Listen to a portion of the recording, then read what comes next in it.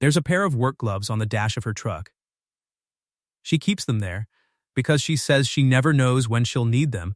She's a large animal vet in a rural county in Texas, and emergencies don't schedule themselves. And being without the right equipment is a problem she solved 20 years ago by deciding to always carry what she needs. She has not been caught without gloves once in the 10 years she's had the practice. She handed me the spare pair the first time in December, without asking why I'd forgotten mine, without making it a thing. I was standing at a fence line in the cold, and she reached across the cab and put them in my hand. I thought about that pair of gloves more than was reasonable for most of the winter. I am telling you this so you understand that when I say I have been paying attention, I mean I have been paying attention. This is the story of the year that ended with her saying a thing she had been saying to herself for most of her life. In a parking lot, at night, with her hands shaking, while she said it. And what I said back. My name is Seth Vance. I am 34 years old, and I have been moving houses in Callaway County, Texas, for 10 years. This is a real thing that exists. When a piece of land is sold but the family cannot bear to lose the structure on it, or when a house worth keeping sits in the path of something that would otherwise end it, you call someone like me. We come with cranes and flatbeds and a crew that has done this enough times to know exactly where the weight is and how to carry it without breaking the thing you're trying to save. We set it on a new foundation and it is still itself. That is the whole of the work, and I find it more satisfying than I have ever been able to fully explain. I also do renovation, older houses, structures people have given up on, things that look like too much to save until you get inside and understand what's holding them together. My crew is good. We take the jobs other contractors pass on. I have not yet met a house I believed was past the point of saving, and I have been surprised to be right about that more often than seems statistically likely. I was raised in Callaway by my mother, who raised me and my sister alone after my father died of a heart attack when I was 15. My mother was the kind of woman who said she was fine when she was not fine, and who would not be helped, and who worked herself past what she had to give, because admitting you needed something meant admitting something else, which she was not willing to admit. I watched her be fine alone for 20 years. I watched what it cost. She is well now, in her early 70s, living near my sister in Austin, and she is well because eventually my sister made her accept help by the simple method of providing it without asking permission. My mother has since acknowledged, in the way of women who have been right about things for 60 years and are not about to stop being right, that the help was not entirely unwelcome. I have thought about my mother often in the past year. More specifically, I have thought about what I learned from watching her, that when someone says they will be fine alone, it is usually true. They usually will be. That is not the same thing as it being the best option available. I met Bea Egan in October. Her practice was at the east edge of town on the road I drove every morning on the way to job sites. A clean white building with a trailer lot behind it, and a sign that said Egan Large Animal Veterinary, and a truck always parked out front that was old enough to have character and maintained well enough to prove it. I drove past it for 2 years before I met the woman who ran it. I met her because of a mare. I was doing a renovation on the Harkins property, a Victorian that needed more work than anyone had initially been willing to say out loud when the horse went into labor at 11:30 on a Tuesday night. Frank Harkins came out to the barn and found the situation complicated and called the number on the sign I'd driven past 2,000 times and asked for help. Bea arrived in 20 minutes. She worked for 3 hours. She worked with the specific, unhurried efficiency of someone who has been uncertain in a situation before and learned from it, and is now not uncertain, and whose not uncertainty is the most useful thing she brings into a room. I held what she told me to hold. I handed her what she asked for. I stayed out of the way otherwise. The foal arrived at 2:15 in the morning, a filly, and when it was done, Bea stepped back and looked at it, and her expression did the thing that expressions do when a person is quietly satisfied at the cellular level by what they have done. Then she picked up her kit. I said, "Thank you." She said, "Tell Frank to call earlier next time. When things start going wrong, they don't get better by waiting." I said, "I'll pass that along." She was at her truck, loading equipment. She looked at me over the roof. She said, "You stayed the whole time." I said, "Seemed right." She considered that. Then she said goodnight and drove back down the dark road toward town. I drove home thinking about the way she'd said you stayed the whole time. Not with gratitude, exactly. More with the observation of someone who was noting a fact they hadn't expected.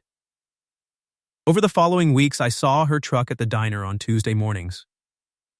I started going to the diner on Tuesday mornings. This was not a coincidence I worked very hard to engineer. I just stopped going to the drive-thru and started going to the diner. She noticed the third week. She said, "Do you always come on Tuesdays?" I said, "More recently, yes." She looked at me across the diner. Then she looked back at her coffee and did not say anything else about it, and I sat down 2 stools away and we talked about a frost warning and a septic problem at a property I was working on, and an article she'd read about drought management in cattle country. And it was the most ordinary conversation I'd had in months, and I did not want it to stop. She mentioned a name once, in passing, in that early period.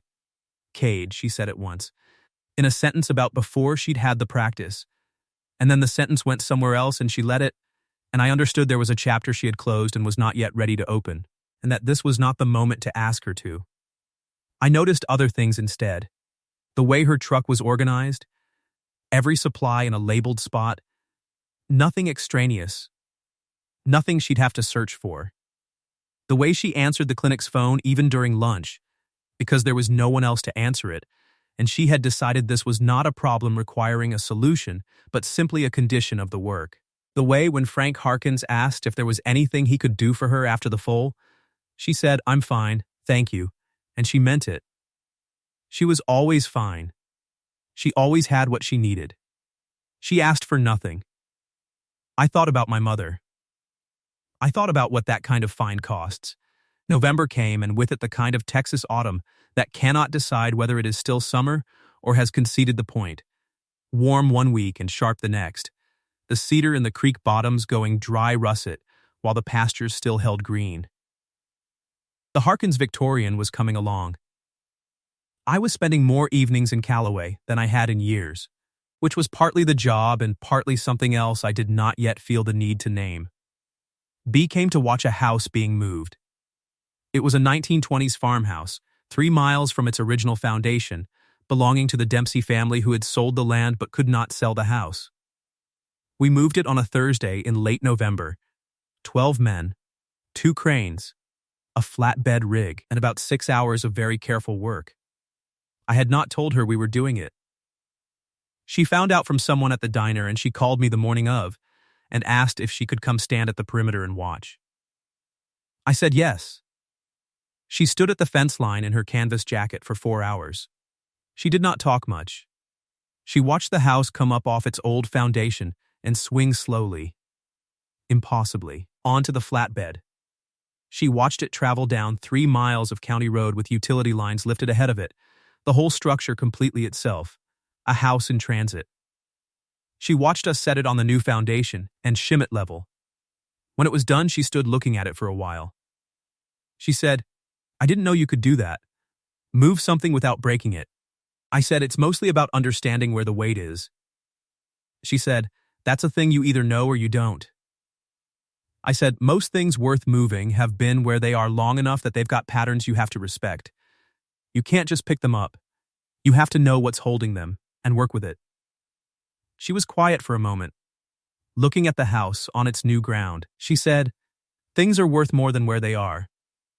I said, "That's the whole idea." She looked at me. There was something working in her expression that she did not pursue. December was the gloves, the fence repair, working side by side in the cold morning.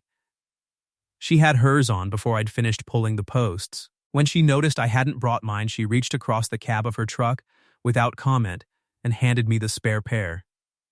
They fit. We fixed the fence. We drove back in the warm cab and she talked about a difficult week at the clinic, and I told her about a house in the next county that no one believed was salvageable and that I believed differently. She said, "You really think everything can be saved?"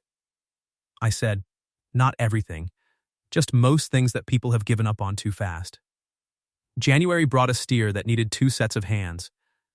She called me because the ranch hand was out sick and I was available, and she knew I could take direction without getting rattled. I held the animal for 40 minutes while she worked. She was focused and exact, and when it was done, she cleaned her instruments and said, "You're good at staying still when things are happening." I said, "Had some practice." She said, "Most people aren't. They get the animal calmer down and then they can't hold it because they start moving." She closed the kit. "You're a good person to have in a difficult situation." I said, "I'll be around." She looked at me. Quickly, just a glance. And then she loaded the kit and we drove back. That evening I offered dinner. Just the word, easy, as we were getting to her practice. She said she was fine, she had things, at home. She smiled when she said it, not unkind. She went inside. I sat in my truck in the lot for a minute. The light was on in the clinic. I thought about the word fine and what it was doing in that sentence. Then I drove home. February, I was going past the practice on a Tuesday morning when I saw a man I didn't know in the lot, 60 or so, looked like he'd driven a while to get here. He was standing by the door. B's truck was already there. I drove past. 2 days later, I was at the diner when the name came up from Pete Marsh, who knew everything about everyone in Callaway in the interested way of a man who had lived there all his life and paid attention. Pete said the man at the practice was Ray Egan, B's father. He said Ray was not someone Callaway saw often, which meant not someone B counted on, which meant she probably hadn't told many people he was here. She came to the diner on Tuesday, and she was present the way clouds are present. You could see her, but she was elsewhere. She answered questions about the Steer and the Dempsey property, and she asked about the Harkins Victorian, and she drank her coffee. And when I asked how she was, she said fine in the voice of someone who has said it so many times, the word has become structural rather than informational. I said, "Is there anything you need this week?" She said no. "I'm good." She put her coffee cup down. Her hand was not entirely steady when she set it on the counter. She looked at the window. She did not look at me. I said nothing. I paid for my coffee and I drove to the site, and I thought about my mother. The way she'd been fine for 20 years while my sister and I watched from a distance that felt like the length of a sentence we weren't allowed to finish. I met Ray at the diner the following Wednesday. B had been in earlier and she had taken a call at the counter and stepped out to take it in the lot. And while she was out, Ray came in and sat down beside me with the ease of a man who had decided what he wanted to say and was not going to wait for a better moment. He did not pretend we hadn't seen each other before. He said, "You're Seth." I said I was. He ordered coffee and looked at the diner and said, "She doesn't talk about people much, but she mentioned you." I said, "I'm not sure what that means." He said, "It means more than it sounds like." He wrapped his hands around the mug. "I haven't been around much. In her life. I was around and then I wasn't, and then I was again, and she stopped planning around the again after a while." He looked at the window. She was about 10 when she stopped. I know that because she stopped asking when I was coming back. She'd been asking every week, and then one week she just didn't. I was quiet. He said, "She learned to be fine. She learned it fast, and she learned it well." He looked at his coffee. Her mother and I were not. We were difficult together. I made things hard. I left things hard when I left. He paused. She figured out that needing people was a way of giving them something to use on you. She stopped needing people. He looked at me directly. He said, "She learned to be strong because I made her have to be. That's not a thing a man is comfortable knowing about himself." B came back in. She saw her father and her expression did not change, but something behind it became very controlled. She sat down. We all three had coffee and talked about the weather and the practice and a property near Fredericksburg that Ray had heard was for sale. And the whole conversation was surface and we all knew it, and we were all too polite to say so. Ray left Callaway that Friday. He said he'd be back in the spring. B said okay. She said it without hostility and without warmth, and I understood that okay was the word she used for things she had made peace with not being better than they were. That evening, late, I was driving home from the Victorian. Nearly 8 o'clock, dark already. I saw her truck still in the practice lot. The building lights were off. The truck was just sitting there. I pulled in. I knocked on the driver's window. She rolled it down. She had been sitting there long enough that she'd taken her jacket off, which meant she'd been there for a while. Her eyes were red at the edges. There was mud on her sleeve that she hadn't cleaned off yet, which meant she'd come straight from somewhere without stopping. She said, "I'm okay." I said, "I know. What happened?" She told me about the horse, a mare on a property down the road, a situation that had started difficult and ended worse, and she had been there for 4 hours, and it had not been enough. She told me about her father and what it was like when he came back, the bracing, the waiting to see which version of him had arrived, the eventual re-understanding that she could not plan around him and never had been able to. She said it the way she said most things, factually, without asking for anything in response. And then she looked at the steering wheel. She tightened her hands on it. Her jaw was set and her eyes were dry and her hands were shaking. She said, "I'll be fine alone." I said it quietly. I told her I knew she would be. That was never what I was thinking about. I told her it wasn't why I had stopped. She looked at me. I said, "Roll down the other window." She did. I walked around to the passenger side and got in. She looked at me like she didn't know what to do with the fact of me being there. I looked at the dark practice building and said nothing. After a while, she loosened her grip on the wheel, and I still didn't say anything about that. We sat in her truck in the parking lot for 40 minutes. The stars came out. She talked a little more, and then she didn't, and then she said she should get home. And I said yes, and we got out, and I followed her to make sure she got there. She said goodnight at her door with the expression of someone who has received something they were not sure they were allowed to have. A week later, on a Thursday afternoon, I drove to the practice between jobs. She was between calls. She came out when she heard my truck, because she knew my truck the way you know things you have been listening for, without admitting you're listening. We sat on the tailgate in the late afternoon light, which was the particular slanted gold of a Texas winter afternoon, when the air is cold but the light is warm and the two of them argue all day. I told her about Austin. A firm there, large-scale project. 8 months minimum. Good money. The kind of work that does not come around often. They had called in January. I had been holding the answer for 3 weeks. She was quiet when I said it. I said, "I'm telling you because I don't want to make a decision that involves you without you knowing about it first." She said, "It doesn't have to involve me." I said, "B." She looked at me. I said, "I don't want to go. I want you to know that. But I need to know if there's something here that's more than me deciding there is. Because I can stay on my own deciding. I just need to know if that's what I'm doing."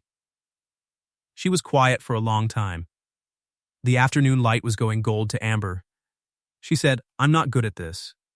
I said, "I know." She said, "I've been fine alone for a long time." I said, "I know that too." The tailgate was cool under us. I didn't push. I sat there with her in the going light and waited the way I had learned to wait, with structures that were going to be okay if you just gave them time and didn't take them apart to see why. She said, "Give me a few days." I said, "I'm not going anywhere yet." She got down off the tailgate and went back inside. I sat there a little longer. Then I drove home and told the Austin firm I needed until the end of the week. She came to my place on a Sunday evening. I hadn't expected her. I had been on my porch with the remnants of a day's work still on my hands, and her truck came down the road and turned in, and she got out in her barn coat looking like someone who had made a decision and had driven over before she could talk herself out of it. She sat at my kitchen table with a glass of water she didn't drink. She said, "I need to tell you something I haven't told you." I said, "Okay." She said, "After I came to Callaway, after I started the practice, there was someone. His name was Cade. He was here, in Callaway, for about 2 years. He wasn't what I thought he was." She looked at the glass. He was fine in most ways people measure fine. Good-looking. Reliable enough. But he had a way of making me feel like my needs were a burden. Like every time I wanted something, it was slightly too much. Slightly more than I should want. She was quiet for a moment. I got very good at not wanting things. I already had that habit from my father. Cade finished the job. I said nothing. I let her have the room. She said, I left. I built back what I'd had. I told myself I was done, that I was better alone, that I had learned, finally, definitively, that needing people was not something I was built for. She looked up at me. She said, and then you got in the truck. I looked at her. She said, you just got in. I said I was fine. You said you knew. And then you got in. She shook her head. I've been thinking about it for 3 months. Why it was the thing I couldn't stop thinking about. I understood what she meant. I had said something in that parking lot, something I had meant entirely, and she had been sitting with it since then, the same way I'd been sitting with the gloves since December, turning it over, understanding it by degrees. She said, you said something. I said, I remember. She looked at her hands on the table. I'll be fine alone, she said, hands shaking. I said, I know you will. I just don't want you to be. She sat with that for a moment. She said, I didn't know how to answer that. Because I've had people tell me I'd be fine alone as a way of leaving. And I've had people tell me I wouldn't be fine alone as a way of staying that was really about them. Her voice was quiet and very steady. You said you knew I'd be fine. You got in the truck anyway. I said yes. She said, why? I said because fine alone wasn't the point. The point was whether you wanted company. And I wanted to be the company you wanted. She looked at the table. She looked at the glass. She looked at me. She said, I don't know how to do this without being afraid. I said, you don't have to know how. You just have to decide whether you're going to stay anyway. She was very still. Then she said, yes, one word. Small and final and certain. I said, that's enough for tonight. It was. We sat in my kitchen for another hour, talking about nothing that mattered and everything that did, the way two people talk when they have said the necessary thing and can breathe again. She stayed until almost midnight. I walked her to her truck. She turned at the door and looked at me with the expression of someone who has set something down after a long time of carrying it and is still getting used to the feeling of empty hands. She said, Seth. I said, yeah. She said, thank you for getting in the truck. I said, anytime. She smiled, small, real, the kind that doesn't perform itself, and drove home through the dark. I called Austin on Monday morning and passed on the project. My contact there said he understood. He probably didn't. Entirely, I didn't need him to. Ray came back in the spring as he'd said he would. He and B met twice, at the diner, once, and once at her kitchen table, which Seth knew about because she told him after. She did not ask Ray for anything. She told him what her life looked like, and she let him see it, and she did not offer more than she had. He seemed to understand this was what he was being given, and that it was more than he had earned. He left both times saying he'd see her soon, and she said okay, and she meant something more honest by it than she had in February. Summer brought the best season the practice had seen. A full calendar. A new assistant who stayed past the trial period. A foal she delivered herself in a complicated situation that she told me about in great detail on a Tuesday morning, and which I listened to the same way I listened to everything she told me.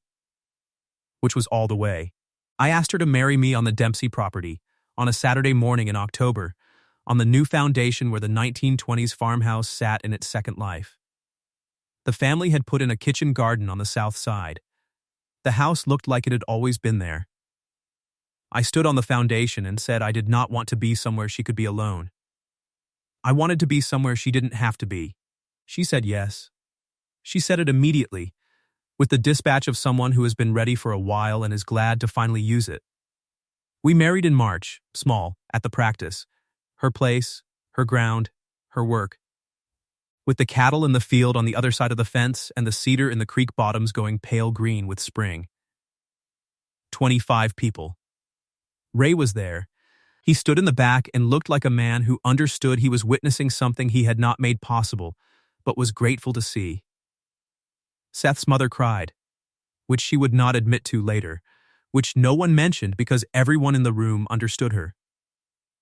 She still keeps work gloves on the dash of her truck. She says she never knows when she'll need them, which is true. She has been right about that every day for 10 years, and she will be right about it tomorrow. When I borrow them these days, she doesn't ask why. She knows where I've been and where I'm going, and that I'll come back before the light changes. It took her a while to know that. It is worth everything it took.